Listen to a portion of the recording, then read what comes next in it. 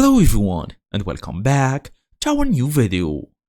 Well, you have been using Shopify in 2026 for a while now, and you wanna sell products before they even are officially available. Pre-orders are the perfect solution.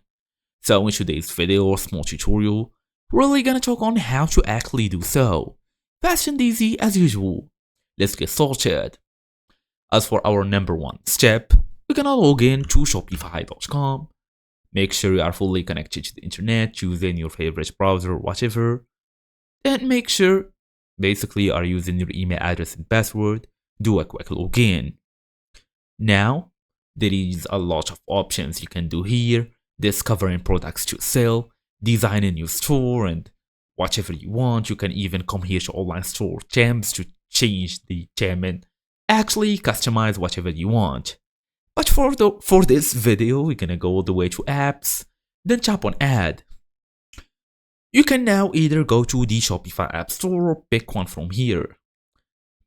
As for now, search for any apps like Pre-Order Now or Pre-Order Manager. If you can't see any products here, we're gonna go into the Shopify, tap on all at once. We will have this new page. You should be able to see multiple options here. You can even use this search bar. Let's, for example, type pre-orders. You're gonna go to pre-orders here. As you see here, we have multiple apps, including pre-orders now and back order tips. .c pre-order back in stock. Essence pre-order back in stock as well, so it depends on you.